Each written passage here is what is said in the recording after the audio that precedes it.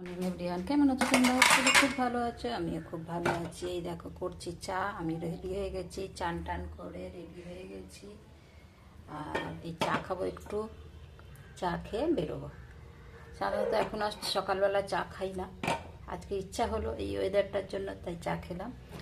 আর বিশ্বজিৎ এনে দিয়েছে এই যে ধনে পাতা, এই দেখো মানে পেরে দিয়েছে। এটা হচ্ছে আমি আমার অফিসের কয়েকজনের জন্য নিয়ে যাব। কে কে চা খাবে চলে এসো। এই যে আমার চা হয়ে গেছে। চা কোথায় খাবে? বিছানায়? বিছানায়? তুই চা খাবি? সকালবেলা তোর নাটক।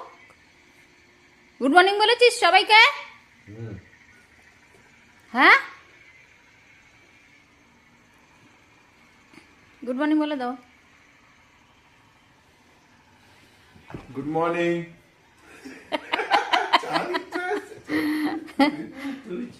চলো টাটা।